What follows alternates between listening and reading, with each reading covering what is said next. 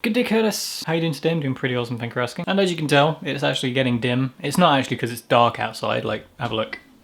Anyway, yesterday you spoke about how you have a job and I congratulate you on getting your foot in the door, because I think it's getting increasingly harder to do so. Like, being able to go out and get hired is hard. And it's even more impressive that you got a job whilst you're studying, but although it is a weekend job, isn't it? So I guess it wouldn't make a difference whether you were studying or not for them. But nevertheless, I congratulate you.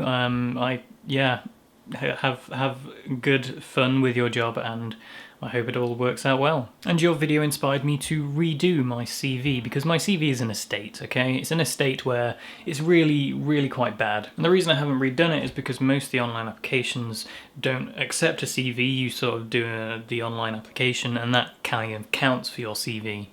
That kind of like constructs the whole CV by what you put in the boxes. But as it is coming up to Christmas, there are more and more in-store hand-ins for jobs, and that has inspired me to completely rework my CV, and the background's changed. And from doing so, I have found out a few new things about CVs which make them seem just a lot better. And today I will give a list of 3 things which will help you improve your CV if you are looking for work. Starting with the title. The title should be your name, not CV, not curriculum vitae.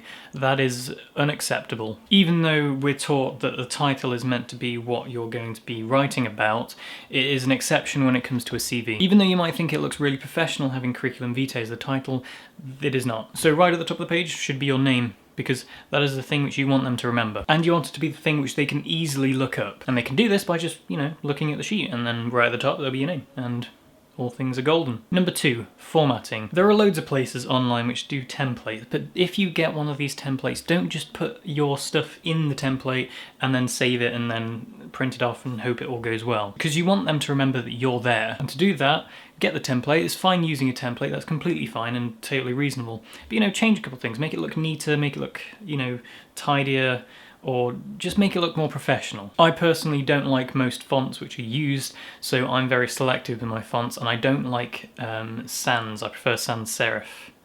I think that's the correct way around. I don't like the one which has the tails on the end. But my third and final tip is be honest. In your personal overview, don't over-exaggerate yourself. If you've been unemployed for a few months, or a few years in fact, then state that. Because something which employers are attracted more to than the amount of work you get is how honest you are. Because that means when it comes to an interview, they'll know you're going to be honest. But yeah, those are my tips from an unemployed person. Good luck, I guess. But anyway, Curtis, these are my tips. Do you agree with them? Do you think there's any more which you could add? And yeah, people, leave your thoughts and opinions in the comment section down below. And Curtis, I'll see you tomorrow. Wait, no, on Monday.